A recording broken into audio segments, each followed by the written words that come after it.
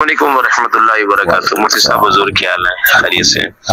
حضور ندیم شہزاد ضلع سرگودا فلروان سے۔ اچھا مفتی صاحب ایک مسئلہ میرے میں فرمائیے گا کہ ایک امام ظہر کی عصر کی یا مغرب عشاء کی جماعت کروا رہا ہے، وہ بھول گیا ہے، مطلب اس نے 2 رکعتوں کے بعد بیٹھنا تھا، وہ کھڑا ہو گیا ہے، تو اب مقتدی کیسے امام کو مطلب یاد کروائیں گے؟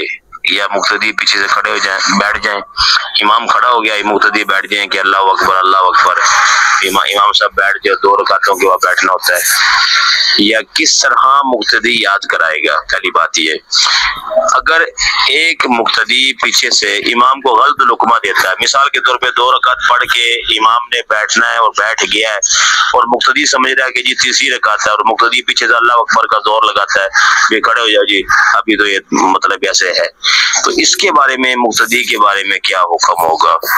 اور دوسرا حضور لقمہ دینے کا طریقہ ارشاد فرما دے کہ امام اگر بھول گیا ہے 1 رکعت کے بعد، 2 کے بعد، 3 کے بعد، 4 کے بعد، جیسے بھی امام بھولا ہے، مقتدی اس کو کیسے یاد کروائے؟ اللہ اکبر کہہ کے یاد کروا سکتا ہے یا نہیں؟ اس کے بارے میں حضور میں فرمائیے گا۔ السلام علیکم ورحمۃ اللہ۔ جی وعلیکم السلام ورحمۃ اللہ وبرکاتہ۔ آپ کا سوال ہے کہ امام صاحب بھول گئے، 2ری رکعت کے بعد بیٹھنا تھا، لیکن امام صاحب کھڑے ہو گئے، پیچھے سے لقمہ دینے والے نے لقمہ دیا، تو دوسرا آپ نے پوچھا ہے کہ لقمہ کس طریقے سے دیا جاتا ہے۔ دیکھیں، لقمہ بڑا احتیاط کا کام ہے۔ لقمہ اگر محل میں دیں، امام صاحب لے لیں، تو پھر تو نماز دونوں کی ہو جائے گی۔ اگر غیر محل میں مقتدی نے لقمہ دیا تو جو مقتدی کی نماز ہے وہ ٹوٹ جائے گی۔ امام صاحب اگر سیدھے کھڑے ہو گئے ہیں، 2 رکعت پڑھانے کے بعد تشہد پہ بیٹھنا تھا لیکن وہ کھڑے ہو گئے، تو اب کسی نے لقمہ دیا، امام صاحب واپس لوٹ آئے، تو امام صاحب کی نماز بھی ٹوٹ جائے گی، پیچھے پھر جو مقتدی ہیں ان سب کی بھی ٹوٹ جائے گی، کیونکہ قیام جو ہے وہ فرض ہے، اور جو 2 رکعت کے بعد تشہد پہ بیٹھنا ہے یہ واجب ہے۔ انہوں نے فرض کو چھوڑا، واجب کی طرف لوٹے، اس بنا پہ نماز جو ہے وہ امام صاحب کی بھی ٹوٹ جائے گی، اور پیچھے مقتدی جتنے بھی ہیں وہ نماز دوبارہ پڑھیں گے۔